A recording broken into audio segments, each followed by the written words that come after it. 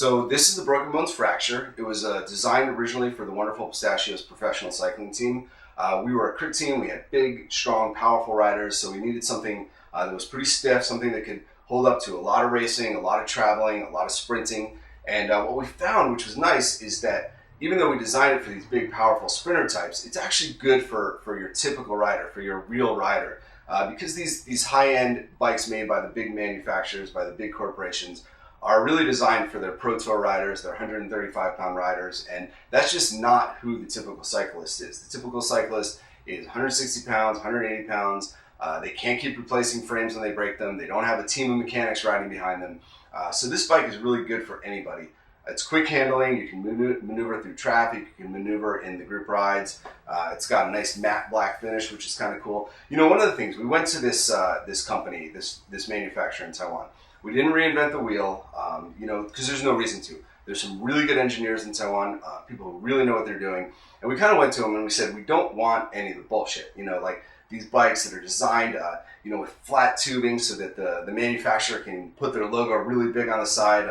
We just kind of threw all that out and said to the engineers, we want a good, solid bike. We want you to use round tubing or whatever kind of tubing you want to make this bike great. We didn't kind of put any restrictions on them. We didn't say we want something that's flashy and new that nobody else has. We just had to make a really good, solid bike. 5 years ago when I started the team, I really lucky to come across this company called Hawk Racing, owned by Sven Fulmer. He's like this brilliant engineer, and he came up with a new ball bearing technology. It's not ceramic, it's not super expensive like that, it's not super fragile like ceramic. It's actually incredibly durable, and it's relatively inexpensive, and it's really, really smooth. I mean, you will not believe this stuff. You have to feel it. You have to really feel it to believe it. So we put their ball bearings in our hubs, in both the 50 millimeter carbons and also the niobium wheels. And really all the moving parts in the bike have these hubs. So the bottom bracket, the pulleys on the derailleur, and this wheel will keep spinning until the valve stem ends up at the bottom. It's just that little bit of weight because it's so smooth. So this is the kind of thing, this is what we're talking about when we put the budget of the bike, take it away from spending thousands and thousands of dollars on Record or Dura-Ace or Red even, and put it towards the things that actually make this bike feel really, really good. So there's the bottom brackets, there's the hubs, and there's the pulleys. Also, we took that budget and put it into the saddle. We use a really nice Celitalia SLR saddle. It's really comfortable. More than that, even though it's shaped perfectly for anatomically for your sit bones. You don't sit on your crotch there. You're sitting with your hip bones on the top here, so it's really nice. You won't get those saddle sores you get from a lot of friction on your legs. We put the money into putting in some nice TRP brakes on here, and also the cranks. We use Rhodia cranks, which is also kind of unorthodox, and they come in either round or ovalized. So you can call us and we'll talk to you about that. And really, once you make your purchase, we'll talk to you. We'll go through every part of the bike, and if there's something that we need to change, we'll make those changes because we want this bike to be personalized for you. We want it to be customized for you. We want it to fit you, and we want you to be happy with it, and you will be. It's still spinning. I'm going to run out of battery life before this thing stops. I mean, it's really incredible. I'm just going to sit here and let it roll. All right, maybe I got some things to do. You stay here, watch the wheel.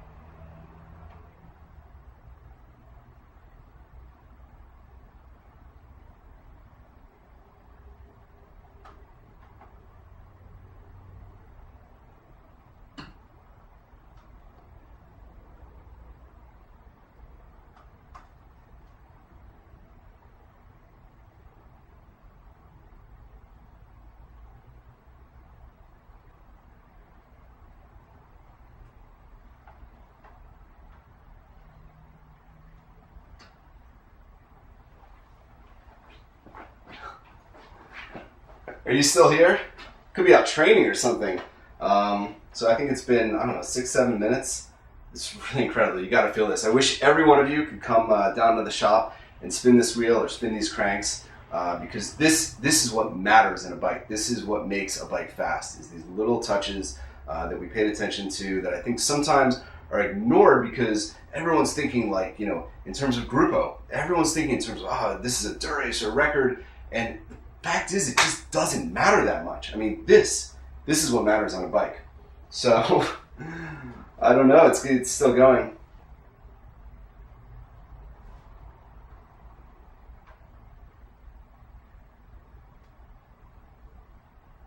All right, go train.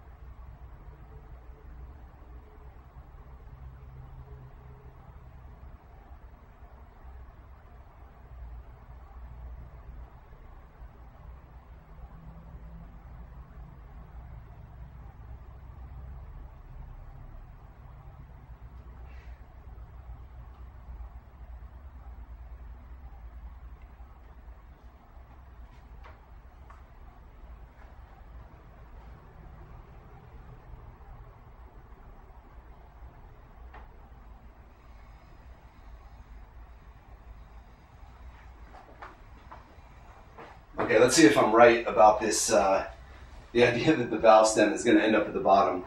So far, you can even see it goes a little slower as it gets up because the weight of the valve stem is enough that it affects the roll of the wheel. I think it is. I think it's going to end up. You know what? Let me move the camera down a little bit so you can see.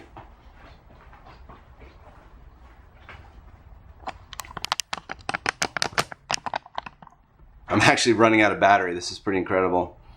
Hopefully it will last long enough to finish this experiment.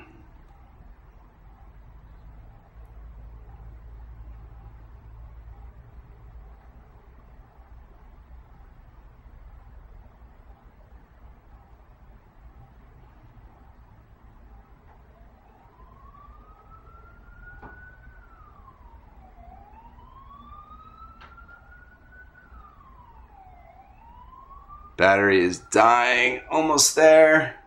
This is actually much longer than I even thought. I'm really pretty impressed. Nice going, Sven.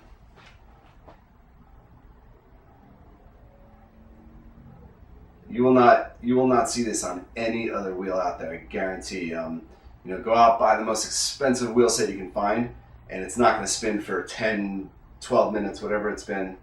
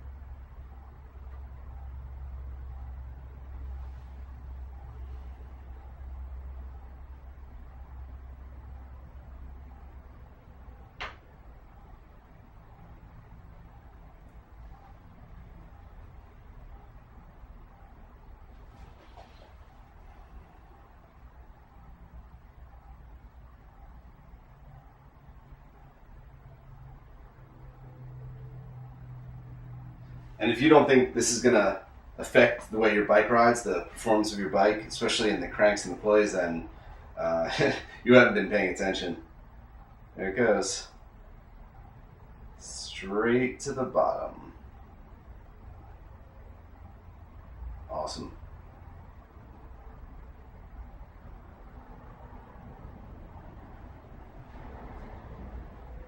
And all right, go back to work.